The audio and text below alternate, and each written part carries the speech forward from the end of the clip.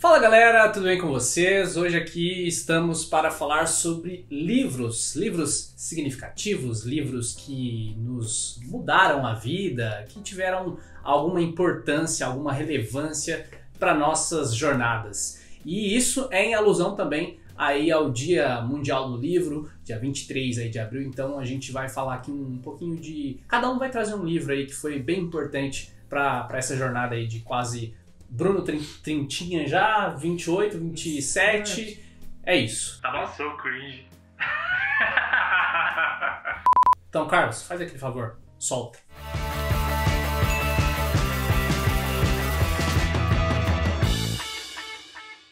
Bom, eu já vou começar citando o meu primeiro livro aqui, que foi de muita importância, assim, na minha trajetória, porque é um livro do Carl Sagan, que é o Bilhões e Bilhões, é o último livro lançado pelo Sagan, e eu fiquei, quando eu pensei, que a gente combinou de gravar esse vídeo aqui, eu fiquei muito em dúvida sobre o Bilhões e Bilhões, do Carl Sagan, e o Mundo Assombrado pelos Demônios, também do Carl Sagan, que talvez seja um dos livros mais importantes, aí, é um dos mais respeitados, assim, é considerado uma bíblia do método científico, o Mundo Assombrado pelos Demônios. Mas eu resolvi escolher o Bilhões e Bilhões porque eu acho que me pega muito pelo lado sentimental. Esse livro, como eu disse, foi o último que o Sagan escreveu antes de morrer. O Sagan morreu em 1996 com uma doença chamada mielodisplasia. Ele tratou essa doença durante alguns anos e quando ele terminou de escrever esse livro, ele estava no hospital, no leito de morte. E a parte final do livro, ela pega muito pelo lado sentimental. Mas resumindo assim, o Bilhões e Bilhões é um aglomerado de artigos. Então a gente vai ter ali cada capítulo sendo um artigo tratando sobre um tema. E esses temas eles se relacionam inevitavelmente, mas eles têm as suas particularidades. Então ali o Sagan vai falar sobre meio ambiente, ele vai falar sobre evolução, ele vai falar sobre diversos campos da ciência, um pouquinho sobre astronomia também, que Sagan sempre falava sobre astronomia. E ele vai tratar temas políticos, temas sociais. O Sagan era um cara ele tinha um conhecimento muito amplo sobre diversas áreas do conhecimento. Ele vai falar sobre a Guerra Fria, ele vai falar sobre o comunismo, ele vai falar sobre muitas coisas políticas também. E essas coisas elas são divididas em dois principais tópicos assim no livro. O livro é dividido em duas partes. A primeira parte ele aborda mais as questões duras da ciência, assim, e a segunda parte, que é intitulada Quando os corações e as mentes entram em conflito, que ele fala sobre mais essa parte sentimental. Ele fala sobre aborto também.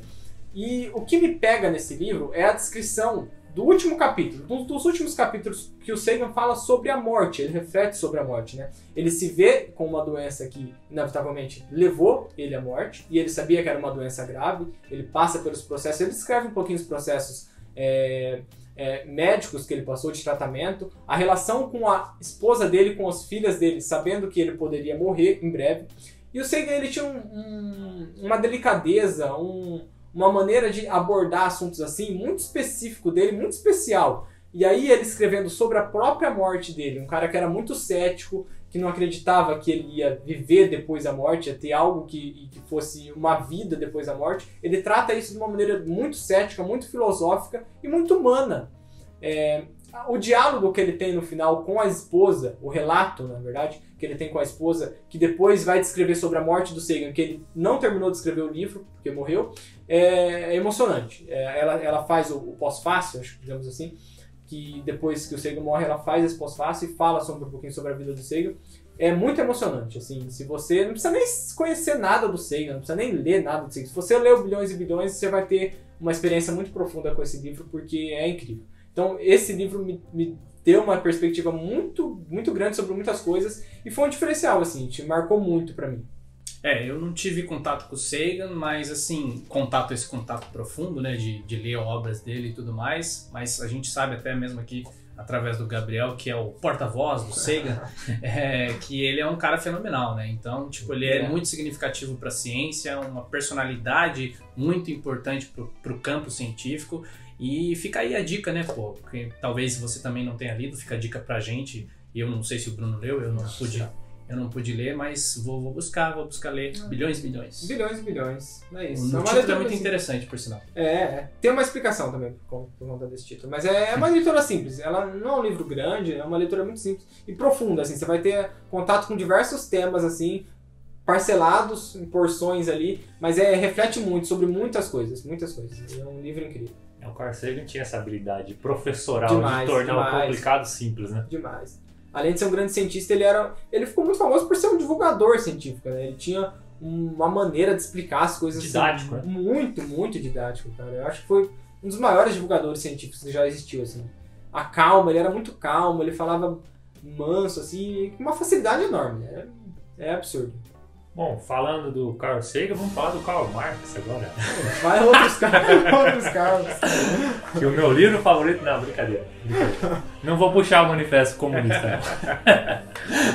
O livro realmente que mudou a minha vida, e não é necessariamente que eu acho que é um livro maravilhoso, tipo uma obra-prima da literatura, mas eu considero ele o livro que mudou a minha vida porque ele abriu a minha mente para a leitura. Foi o que me fez, que me tornou um leitor. Porque quando eu era criança, eu li algumas coisas de trabalho, de escola, mas o que eu li de verdade mesmo, porque eu escolhi, foi o nosso querido Percy Jackson e o Ladrão de Raios. Eu digo que marcou minha vida porque era a história sobre um garoto de 12 anos, era basicamente a minha idade, e ele tinha problemas de se encaixar na escola, que se você é uma criança, provavelmente você já teve esse problema, quer dizer, você já foi uma criança, né? Mesmo que você não seja hoje, você foi uma criança um dia. Ninguém é Benjamin Button. Mas essa conexão quase que instantânea, que é uma coisa que a literatura infanto-juvenil consegue, né? Tipo, ela cria personagens para você, jovem, se identificar mesmo. Pra quando você é uma criança, ali no seu processo de amadurecimento. E o Percy Jackson tem muito disso, o heroísmo de um garoto aparentemente comum que descobre ser especial. Que todo mundo é especial de alguma forma, tá? Pode ficar tranquilo que você também é. E eu considero muito esse livro, cara, porque realmente ele abriu a minha mente para uma possibilidade de conhecer infinitas outras histórias que eu não conheceria se esse livro não tivesse aberto essa porta para mim, para dizer assim, não, ó, você pode se divertir com esse papel aqui, ó. Você vai olhar para esse símbolo nesse papel e vai ser legal. É um negócio que muda vidas, né? Muito, a leitura muito. muda muito a vida de uma pessoa. Sim, eu pude ler, infelizmente eu tenho até, uma falha de caráter talvez, eu tenho todos os 5 principais livros, acho que ele tá até lançando mais, tem 2 livros a mais. Tem 2 a mais. E eu pude ler o Ladrão de Raios, que acho que eu li os 2 primeiros, o Bar de Monstros é o segundo? É o segundo. Eu li os 2 primeiros dessa saga, e pô, realmente é um livro muito gostoso, ele te faz viajar. Ele é divertido, né? Ele é divertido, ainda mais quando você lê numa época em que a vida não tem essa perspectiva mais dura, né, da fase adulta, né? Se você lê isso aí na sua infância, adolescência, você consegue tirar um proveito talvez até maior. E é um livro realmente muito interessante. Esse eu posso anotar que eu li aí antes de morrer. Eu li Percy Jackson. Pelo menos o primeiro e o segundo tá lá, tá na lista. Eu não tenho como falar muito sobre os livros, eu só assisti os filmes, aí eu acredito que tem uma grande diferença. É ruim. Eu só assisti os Assiste filmes. a série, tá um pouquinho... A série é É o melhor filme. Tá melhor. Eu lembro que o primeiro, quando eu assisti, até que eu gostei, o primeiro Percy Jackson. Mas os livros não tem como falar, então o que eu posso falar é isso. Leiam livros. Leia o livro. Leituras. Leia. Isso é uma coisa Leia. boa. Leitura? Isso é uma coisa boa. Eu esqueci de dizer que o Percy Jackson é escrito pelo norte-americano Rick Riordan. Ele é professor de história e contava história para os filhos, né? A maioria dos escritores tem essa, né? Ele é professor de história, ele estudou muito de literatura e contava historinhas para os filhos. Publicado lá em 2005. 2005. 2005. 2004, 2005 ali, publicado. Onde Já começou. tá fazendo 20 anos, cara. 20 aninhos. Muito tempo. Bem, eu preciso começar aqui dizendo: quando certa manhã Gregor Samsa despertou de sonhos intranquilos, encontrou-se metamorfoseado em sua cama. Errou! Só isso diz muita coisa, né, pô? Meu livro mais significativo da vida é A Metamorfose de Franz Kafka, lançado lá em 1915, então já está completando quase 100 anos de... Ele é muito cult. Demais. Entendeu? Não, quase 100. Rapaz, tá certo isso? É mais de 100 anos? Eu sou de humanas, desculpa. 2015 que Eu sou de humanas, calma. Mais de 100, quase 110, é. 110. E, pô, esse livro eu li bem no período ali que eu tava eu li esse livro 3 vezes. A primeira vez foi ali na pré-adolescência, entre meus 13 e 14 anos. Na sua metamorfose. Na minha metamorfose, entende? Chamada puberdade. Puberdade. E é um livro muito, muito interessante. Eu, assim, dispensa comentários, né? Mas basicamente a gente encontra ali o Gregor Samsa, que é o personagem principal. Ele é um caixeiro viajante e ele é responsável ali por prover a família dele, né? Então ele é um cara muito preocupado com o trabalho. E o que acontece é que justamente numa certa manhã ele se encontra metamorfoseado e muito se debate aí, né? Mas a gente acredita que seja uma barata. Eu sei que não é especificado que é uma barata, mas tudo indica que é uma barata. Ele se transforma numa barata. E o livro parece meio bobo, né? Quando você fala isso. Pô, o cara acordou uma manhã e estava transformado numa barata. Tipo, parece bobo, mas não é. E nisso, a gente é transportado ali, né? Tipo, o Gregor Samsa, ele não tá preocupado especificamente em ter se transformado em uma barata, mas ele está preocupado em ir para o trabalho. Esse é o começo do livro ali. E nisso, a família dele, que também tem nele, né, como a figura principal da casa ali, começa a se preocupar, né? Por que o Gregor não saiu ainda do quarto? Por que ele não veio tomar o café da manhã para ir para o trabalho e tal? E, cara, vai acontecendo muita coisa dentro do livro. Eu acho que é um livro que ele fala muito sobre o excesso do trabalho. Inclusive o autor, né, o Franz Kafka, odiava trabalhar, tá? Então, tipo, eu sei que tem uma vanglorização, né, essa busca em, tipo, vanglorizar o trabalho, mas o trabalho não deve ser vanglorizado, tá ligado? Eu sei que parece um discurso meio vagabundo, mas não é, cara, porque a gente pode aproveitar melhor a vida, e isso que é o importante. Mas tá, o livro, além de falar sobre isso, né, falar sobre o excesso do trabalho, ele fala sobre a solidão, ele fala sobre quem nós somos o que produzimos, porque a família do Gregor, inclusive eu sublinhei aqui para falar, né, quando eles se deparam com a cena do Gregor transformado nesse inseto grotesco,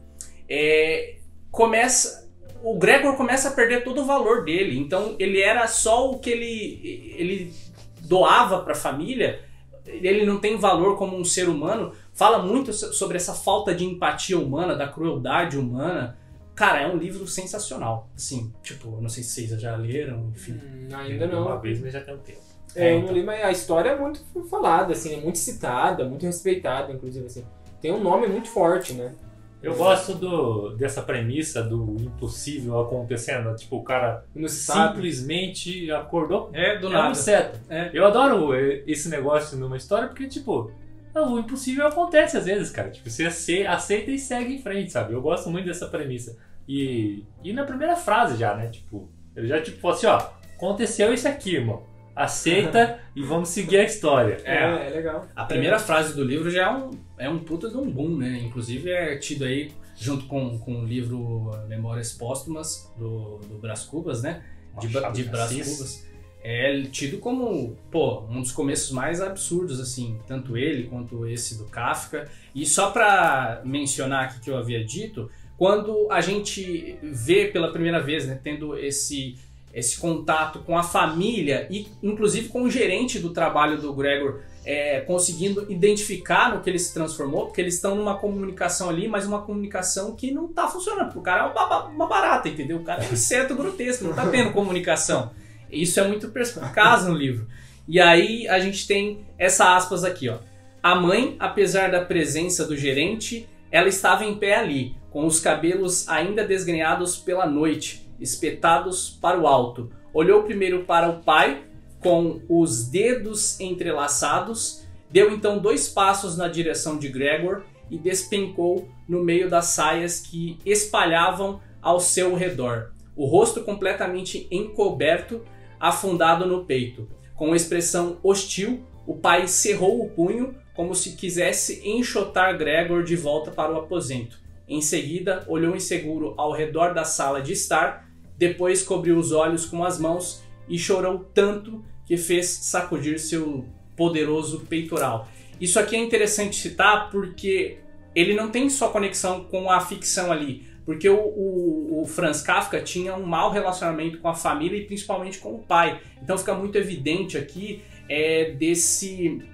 de como o pai dele via ele às vezes até como um animal, algo grotesco, sabe? Tipo, o Kafka tinha um mau relacionamento com o pai mesmo. Então ele deixa isso aqui muito explícito também no livro, em outras passagens também. Mas é isso, pô. Franz Kafka, A Metamorfose, isso aqui é absurdo. Aqui, eu nem sei se eu mostrei o livro. Essa edição aqui é da Antofágica, muito bonitinha, por sinal.